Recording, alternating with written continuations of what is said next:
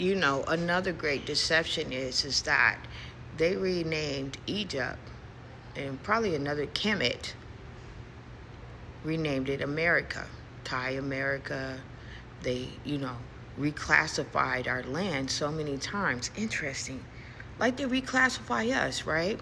If we're the Egyptians or we're the land of Kemet, we became indigenous Indians, we became Israel, we became every nation, or not even a nationality, just colors, crayons. We were called black. I'm still trying to match the two together. Uh, we've been called uh, basically almost every name in the book. Just like our land that we stand on has been called every name in the book. But see, what people don't understand is the great mother and the great father have arised. They have awakened.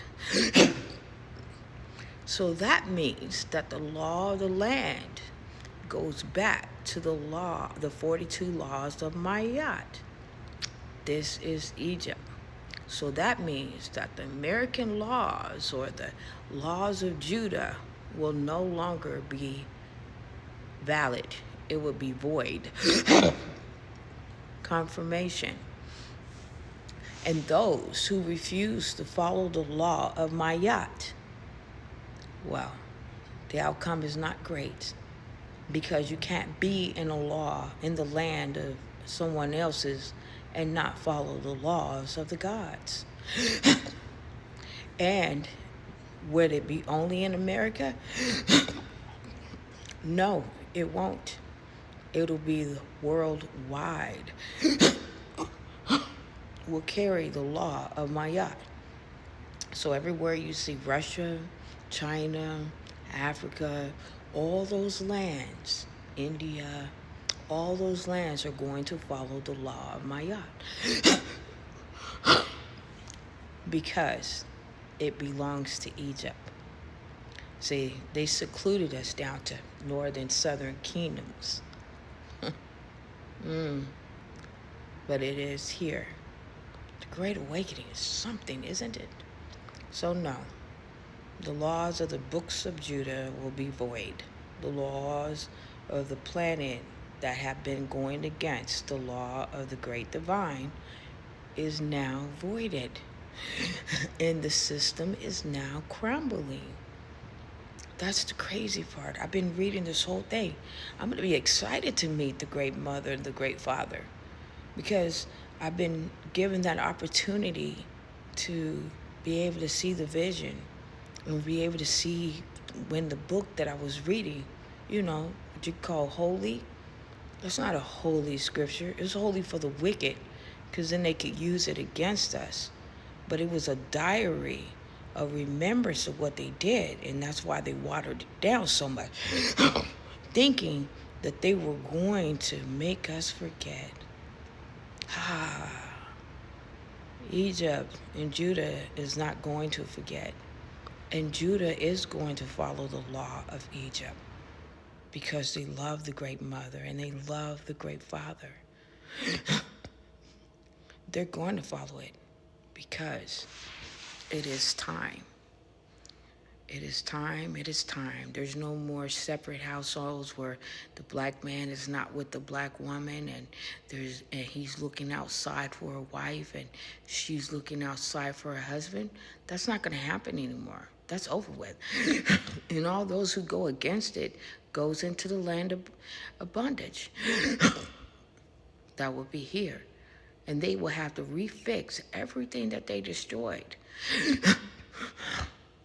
That's what people don't understand. And it'll be a choice that they made. They had time to do right by people. They had time to do right by us. But they all chose to do evil. They all chose to do wicked. And that's why the judgment has to come. Even if you say, well, it wasn't me that did it. Well, it wasn't me that did it, and I ended up under the bondage. My ancestors got put under there because they stood up for what was right. They refused to follow the God of that Bible because they knew that they were gods. That's what people don't understand. And then Jehovah's Witnesses brought us their God to force us to worship him. He was going to deceive us one way or another. If he couldn't do it through slavery and through bondage and through making us prisoners of war in our own land, he brought it through us to the Bible and rewrote some things in it to fit his narrative. Confirmation. So no. And that religion's going to crumble. Their biggest fear that we leave the kingdom hall is because their eyes will be waking. They'll know that their forefathers have lied to us. Our ancestors were trying to tell us the truth. So should we be in religion? Hell no. Ask me. We're spiritual beings. We don't need religion. We don't need to be in the religion of bondage. And that was the problem.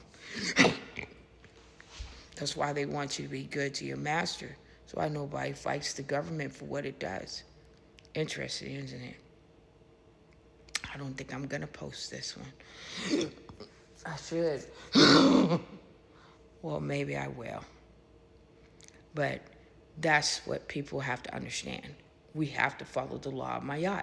If you don't know what it is, look it up. The 42 laws of Mayat. I posted the American flag looks also like the American eagle with the wings out, look like just like the airplane pilot that they get the wings, look just like the symbol of Mayat. Isn't that interesting? They were letting you know that we've been in a land of bondage all the time, and we're no longer in bondage. That's why we are rising, and they will not be able to stop us.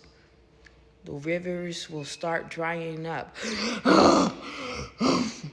And all the pyramids and all the towns that you have unalived our people will start showing itself.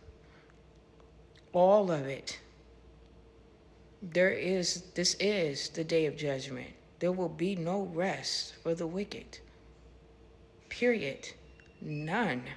No empathy will be involved. That's the problem. There's sometimes chaos has to be in place to no longer have empathy for the wicked. We got more empathy for the wicked than we have for the righteous. Isn't that interesting? This, I will say, when judgment is placed, it will be judged accordingly, not to hate, not to prejudice, not to racism. That's not how it's going to be. If your heart is not lighter than a feather, your fate is already made.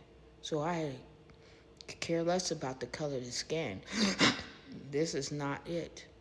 I want to know who is in the lineage of Judah and who's in the lineage of the nation of Israel, aka Egypt.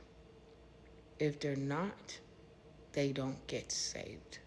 And a lot of people are clones. Do you get it? So, take care.